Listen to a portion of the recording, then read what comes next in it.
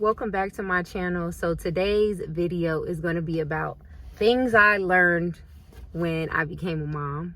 I'll be looking down. I wrote some things down because I didn't want to forget anything. I kind of jotted ideas down like as I went throughout my day, where were you doing your day-to-day mom activities and you'd be like, dang, I never thought this or I never thought that. So I kind of been going throughout my week, taking some mental notes and jotting things down, and I'm like, let me share this in a video for people that are already mothers and can relate, or this video can be for someone, considering having a child, or maybe you're in a rush. This could be an eye-opening video. These are some beautiful things, but they're also eye-opening. They give you something to think about. So yeah, so let's get into it. So the first thing I wrote are to-do tasks are not that important. They will always be there. My family time is more valuable. My presence is more valuable. So kind of lengthy. I wrote a lot there because this one was really important. But sometimes I'll find myself getting caught up in my day-to-day tasks. And then when I lay down my head at night, I'm like, man, I still got a whole bunch of things to do on my to-do list. But I'm over here feeling that mom guilt because I'm like, man, I could have been present, while he was playing, while my son was playing. I could have been present when he was, telling me something, and I'm kind of like listening, but I'm half listening because I'm thinking about what I got to do over here. And I would find myself experiencing a lot of mom guilt. Like, you could do better in this area. You could do better here. You can listen. You can be more present. And it started to convict me, and I started to think, if my son, God forbid, wasn't here tomorrow, or if I wasn't here tomorrow, would I be satisfied with how present I was? And I'd have to say no, because I'm always worried about, oh, I got to get this done. I can't let this pile up over here. But chores and to-do list, laundry is always going to be here, but we're not always going to be here. You'll wash them clothes, and then 2 days later, you like, dang, where this pile come from? And so I'll find myself like trying to prevent that from happening, you know what I mean? But missing some of that valuable time being present, just sitting down together, watching a show. It don't have to be nothing too deep. Watching a show, listening to them talk throughout the whole show, you know what I mean? Just be present, because life is so precious. We only have our kids for a short amount of time. I always remind myself that my son was given to me as a gift, but at the end of the day, my son belongs to God. From God he came, and from God he will return. And so I'm just a steward during this time, and I don't want to miss my time. I don't want to have that regret. I don't want to have that guilt. I want to do the best that I can. And so balancing my time is something that I'm learning as a mom, that time's valuable, my presence is valuable, and balancing my time. So number 2 is I have to stick to a schedule. Stick it to a schedule, or putting your child on a schedule. I would say that's the number 2 thing that I'm really learning when it comes to being a mom. My son likes predictability. He likes to know what we're going to do next. He doesn't like for you to say, well, we're going to do this today and we're going to do that. He wants to know what time, when we're going to do it. And, he'll start getting antsy and stuff like that. So when I have a schedule and I do a to-do list and I let him check his list off or go in whatever order, he sees fit, except when it comes to like his homeschooling schedule. Obviously, we have to be on time for his classes and his assignments. But things like brushing his teeth, like hygiene, cleaning up, his writing, his reading, I let him choose what order he wants to do it in. But that same schedule is there every single day, so he knows what to expect. And so that's important. It helps with his behavior. It helps keep him focused. It makes the day go by quicker for him. It's not dragging, and he not walking around telling me how bored he is, because he already knows there's things to do. All right. And so it's also teaching him discipline. It's teaching him responsibility. It's teaching him independence. All right. So another thing that I noticed too with that tip is he feels a lot more accomplished when he sees everything checked off on that list. So it gives him a feeling of accomplishment. And I'm just trying to instill that. I'm sorry if y'all hear honking. Somebody is honking like crazy over here. But anyways, it helps him to feel accomplished. And I also want to instill in him, like when he becomes a grown man, to have these habits down. I want them ingrained in him to where, whether he writes a to-do list or not, he knows these things need to be done and completed throughout his day as a young child all the way into adulthood. I want him to start cultivating good habits. So yeah, that was number 2. The third thing that I learned was each age comes with challenges, so just take it one day at a time. And I say this because if you don't, you will be burnt out and you will be anxious. I've found that since becoming a mom, I'm more anxious than I was when I wasn't a mom. I really wasn't that anxious at all. But once I had my son, I've become very anxious, very fearful, and I've been having to read the word of God. I've been having to cast that down. I've been having to pray about it because just every little thing you just worry, you know what I mean? And you're kind of always thinking like, man, when they turn 2, I can't wait till they turn 2 so they can walk and clean, you know, start getting potty trained and start learning how to clean themselves so I don't have to do it.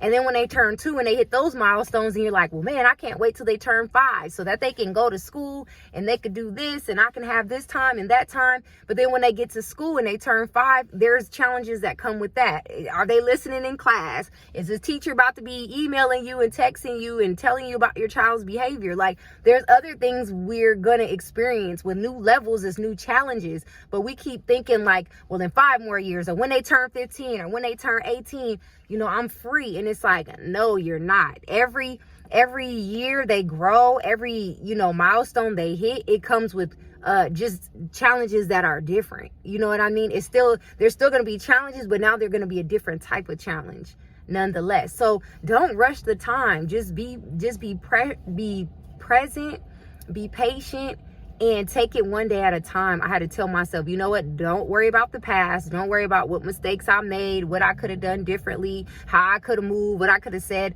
Don't think about the future.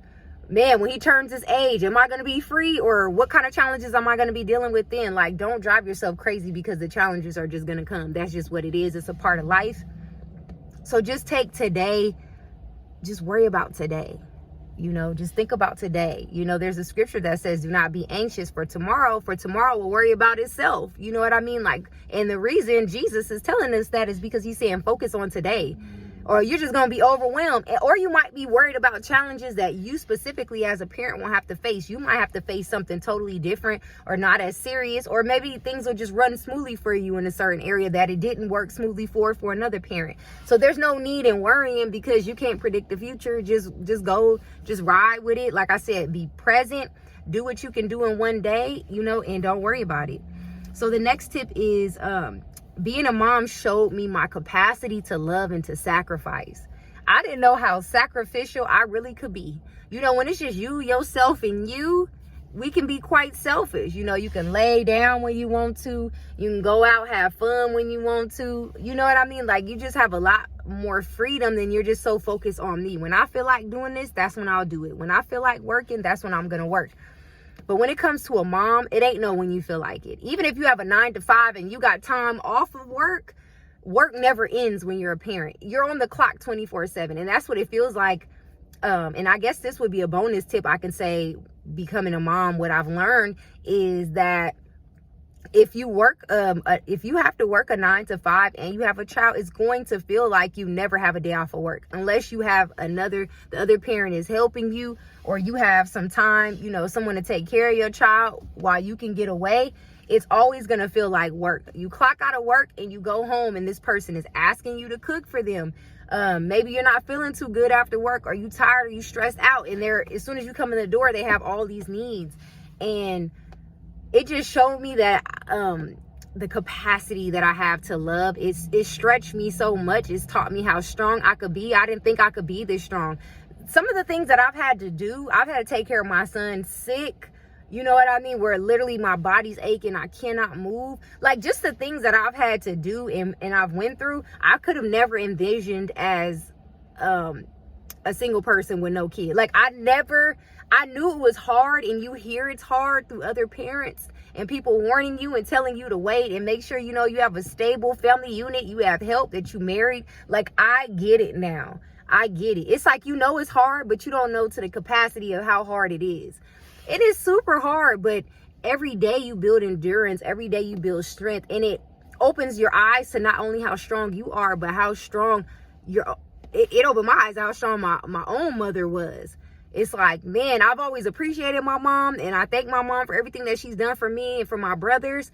But to actually become a mom, I really get to see what she had to go through, especially with 3 of us. I only have 1, and I'd be like, I don't know if I can make it. You know what I mean? But to have 3 and to pretty much do it on her own, that's wild. That's wild. And so it just really shows you how sacrificial or how selfish you can be. Some people have kids and they don't put their kids first. So it's going to open your eyes to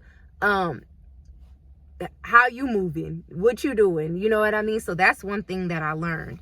Another thing that I wrote down was that I'm learning to allow myself grace when I'm doing really well in one area and then I'm failing in another.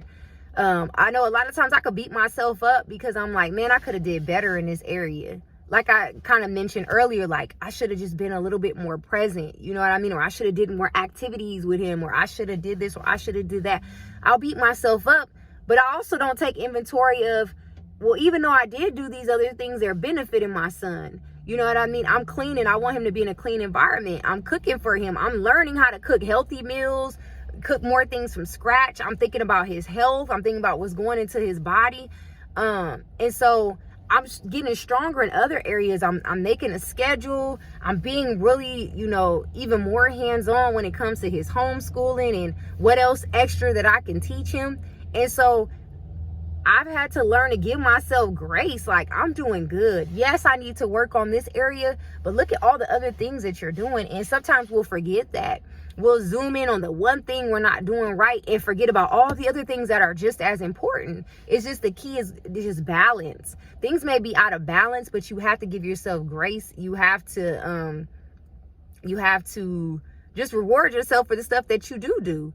You know what I mean? And also, I had wrote a note here that I think this actually kind of links more with the last tip of showing you your capacity to love and sacrifice, but it can kind of spill into this as far as like giving yourself grace. I think one thing that helps me is I remind myself that God has, you know, equipped me with what I need to be a mom. He's given me grace. So if he can give me grace, why can't I give myself grace? And, you know, before I had my son, he knew my son was going to be my son.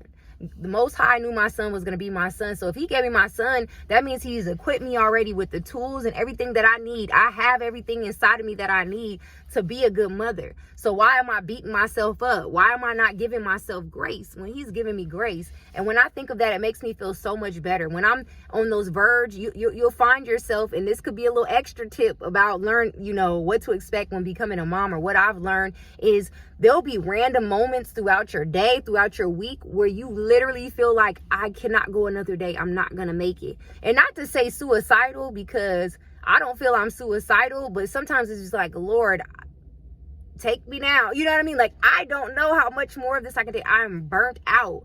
I'm weary. I'm tired. Like, I'm being stretched to my capacity. You know, I don't know how to make this work and balance this and do this over here and continue to grow in my career and chase my dreams and still be a mom without feeling guilt. You know what I mean? It's just like thinking about that day in, day out, it can become heavy. And that's why I said earlier, it's good not to be anxious, to really learn balance and just be present, or else you're going to drive yourself crazy and you're going to get to that point where you feel that way. But we're human. And so you'll get to so many days and moments and hours and minutes where you feel like you literally cannot go on anymore.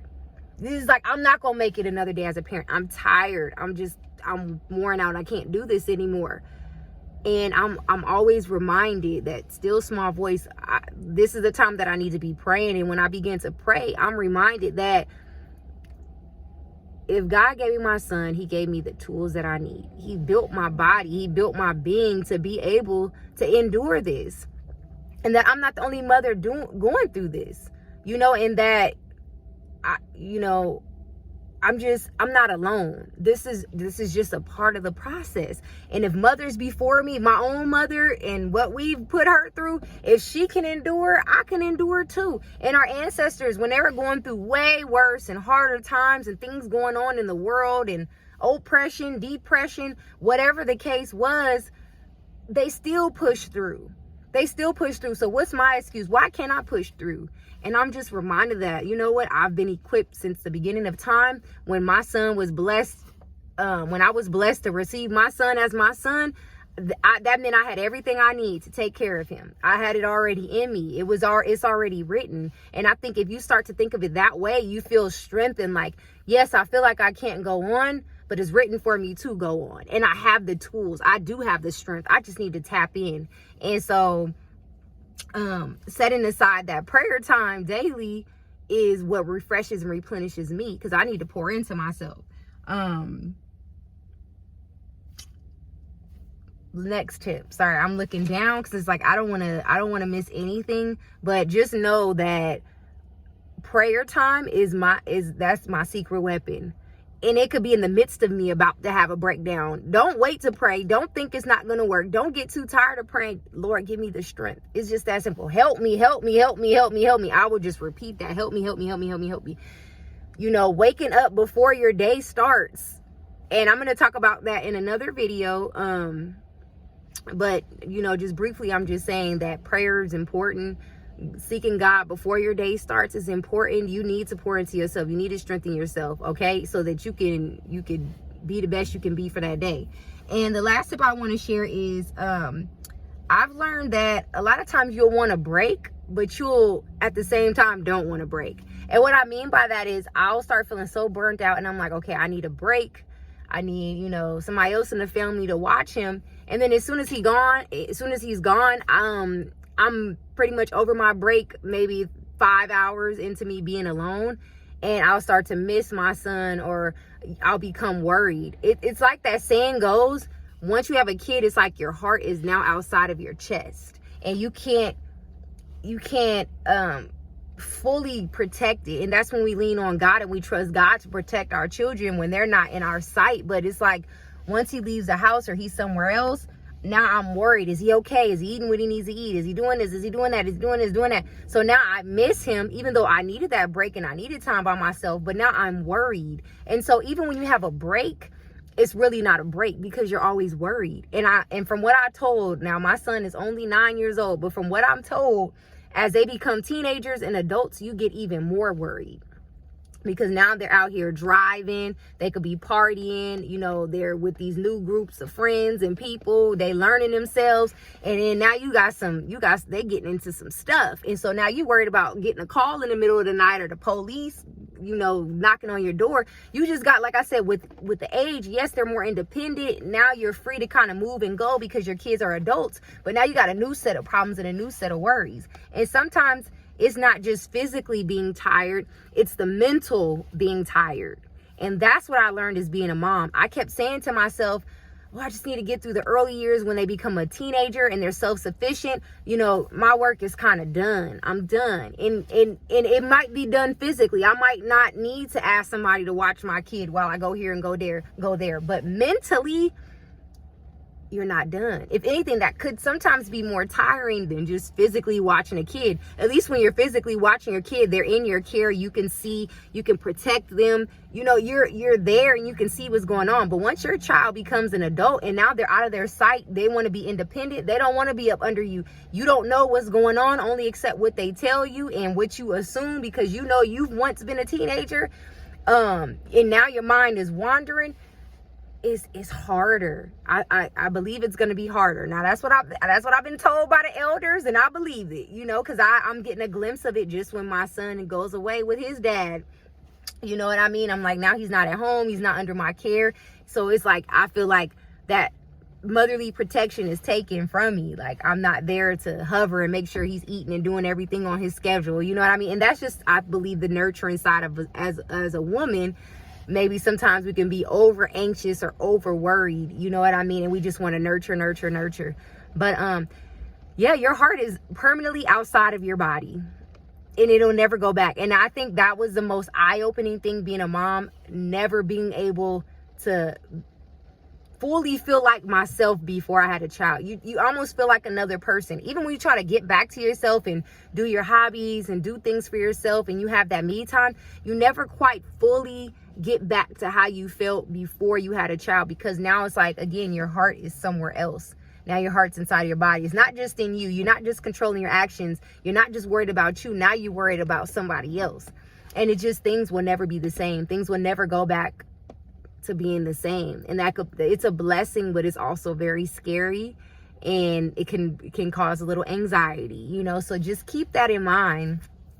Those that are waiting to have a child, or, you know, praying to God to have a child, I'm not saying don't. It is definitely a blessing when you do it the right way. I did not do it the right way, but moving forward, you know, if I do decide to have a child in the future, I would like to be married. I would like to do it the right way. You know, I repented. I've been forgiven, and the Lord has been good to me, has still provided for me, taking care of all my needs, you know, put people in my son's life that care about him and take care of him and stuff. And so I have been blessed. But I would say, for anybody that hasn't had a child yet, or you're not married, it's a reason. The word of God says what it says. Okay, it's going to protect you. And not to say that things can't go differently. You can get married and get divorced. I get that. But just having that foundation, starting with that foundation, starting with that help, I believe there's a different level of blessings. There's a different level of grace. And so just do it, and don't be in a rush. Please enjoy your time alone. I know probably don't want to hear that, especially if you're one of those couples that are trying to have a child. But just know, when you do, your life will never be the same. And it's not a fantasy how we make it to be. I think I had this fantasy in my mind, and it's not a terrible thing. Like I said, it's a blessing, but it's just a shift in you that you will never be the same, you know. So just keep that in mind. And I hope this was kind of eye-opening, you know, again, for someone thinking about having children, and also very relatable and something to think about for those of you that already have a child or have children. And so yeah, I hope this video added some value to you or gave you something to think about, and I'll see you in my next one. Bye.